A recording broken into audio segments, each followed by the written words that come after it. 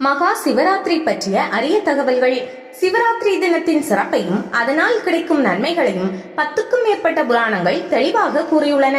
சிவராத்திரி என்ற சொல் சிவனுடைய ராத்திரி, சிவமான ராத்திரி, சிவனுக்கு இன்பமான ராத்திரி என பல வகை பொருட்களை தருகிறது.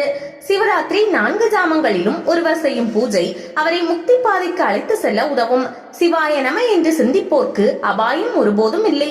மகா என்றால் பாவத்திலிருந்து விடுபடுவது என்றும் பொருள்படும். சிவராத்திரி விரதம் நிச்சயம் பெரிய பாவங்களை போக்கும். ஊத்துக்கோட்டை அருகில் உள்ள சுருட்டுப்பள்ளியில் மட்டுமே சயன கோலத்தில் ஈசன் உள்ளார். சிவராத்திரி தினத்தன்று அங்கு ஈசனை வெள்ளி அங்கியில் தரிசனம் செய்யலாம். எறும்பு, நாரை, புலி, சிலந்தி, யானை, எலி போன்றவை கூட சிவ பூஜையால் மோட்சம் அடைந்துள்ளன. ஒருவரிடம் சிவராத்திரி விரதம் இருப்பது என்பது 100 அஸ்வமேத யாகம் செய்த பலனும் பல தடவை கங்கா ஸ்நானம் செய்த பலனும் தரவல்லது. கஞ்சனூரில் ஒரே பிரகாரத்தில் அடுத்தடுத்து 2 தட்சிணாமூர்த்திகள் உள்ளனர். சிவராத்திரி என்று இவர்களை வழிபட்டால் சிவஞானம் எளிதில் கிடைக்கும் என்பது நம்பிக்கை. கருட புராணம், கந்த புராணம், அக்னி புராணம் உள்ளிட்ட பல்வேறு நூல்களில் சிவராத்திரி மகிமை பற்றி குறிப்பிடப்பட்டுள்ளது.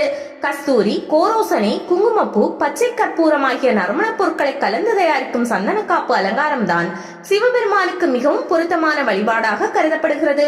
சனி பிரதோஷ தினத்தன்று வரும் சிவராத்திரிக்கு கௌரி சங்கரமண மகா சிவராத்திரி என்று பெயர். அந்த சிவராத்திரியில் கணவன் மனைவி இருவரும் சேர்ந்து வழிபாடு செய்தால் கிடைக்கும் பலன்கள் ஏராளம். சிவபெருமானுக்கு சூரியன், சந்திரன், அக்னி ஆகியோர் 3 கண்களாக உள்ளனர்.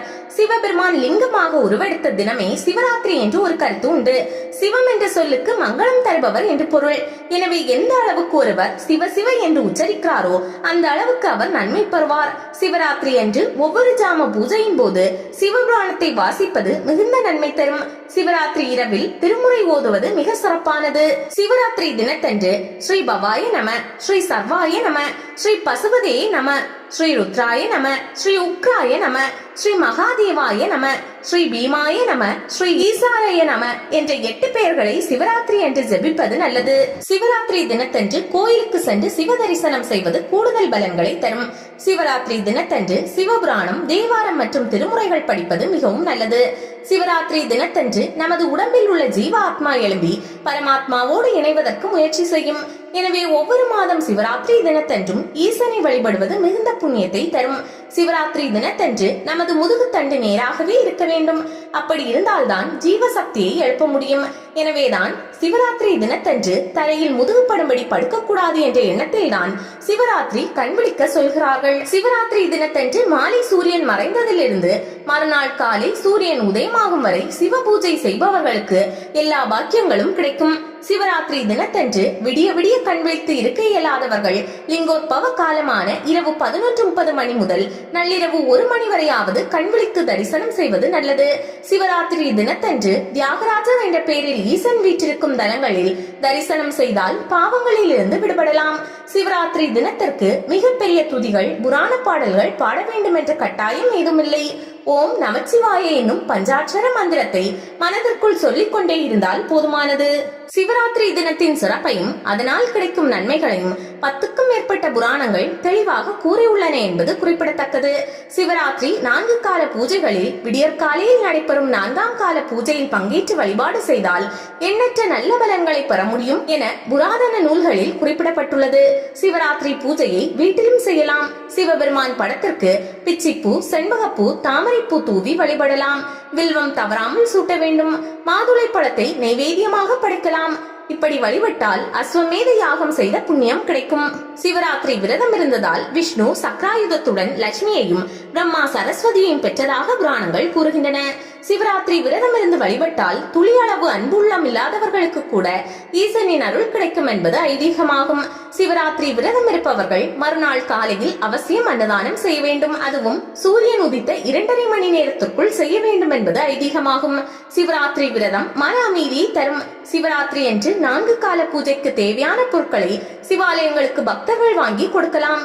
சிவராத்திரி அன்று ஆலயங்களுக்கு செல்ல முடியாதவர்கள் வீட்டில் இருந்தபடியே சிவபெருமானுக்கு மனதில் அபிஷேகம் செய்து சிவனை வழிபடலாம். சிவராத்திரி என்று 2ஆம் கால பூஜை நேரத்தில் கிரிவலம் வந்தால் மனதில் நினைத்த காரியம் வெகு விரைவில் முடியும். பிறவியில்லா பேரின்பம் கிடைக்கும். சிவராத்திரி என்று கலச பூஜையுடன் லிங்கமும் வைத்து வழிபடுவது கூடுதல் பலன்களை தரும். சிவராத்திரி என்று திருவிடைமருதூர் மகாலிங்க சுவாமியை வழிபட்டால் மறுபிறவி கிடையாது.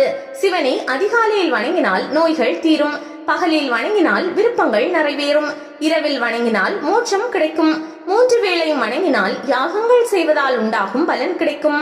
சிவாலயங்களில் நந்தியை வழிபடும் போது தொடாமல் குனிந்து வணங்க வேண்டும். சூரியன், முருகன், மன்மதன், இந்திரன், யமன், சந்திரன், குபேரன், அக்னி பகவான் ஆகியோர் முறைப்படி சிவராத்திரி விரதம் இருந்து பெயர் பெற்றுள்ளனர். தற்பையில் லிங்கம் செய்து வழிபட்டால் அது சிவ பூஜையின் 1000 மடங்கு பலனை தரும். திங்கட்கிழமை வரும் சிவராத்திரிக்கு யோக சிவராத்திரி என்று பெயர். திருவதிகை தலத்தில் உள்ள வீரட்டானேஸ்வரரை சிவராத்திரி தினத்தன்று வழிபட்டால் ஆணவம், கர்மம், மாயை ஆகிய 3ம் நீங்கும். திருவைகாவூர் ஈசனை சிவராத்திரி தினத்தன்று வழிபட்டால் மரண பயம் நீங்கும். பண்டரிபுரத்தில் உள்ள பாண்டுரங்கன் சங்கர நாராயண வடிவம் என்பார்கள். பாண்டுரங்கன் தலையில் கிரீடத்திற்கு பதில் வானலிங்கம் இடம்பெற்றுள்ளது. சிவராத்திரி தினத்தன்று பாண்டுரங்கனுக்கு நிவேதனம் செய்வதில்லை. அவரும் அன்று சிவராத்திரி விரதம் இருப்பதாக சொல்கிறார்கள். பொதுவாக பகல் பொழுதை சிவனுக்கும் இரவு பொழுதை அம்பிகைக்கும் உரியதாக சொல்வார்கள்.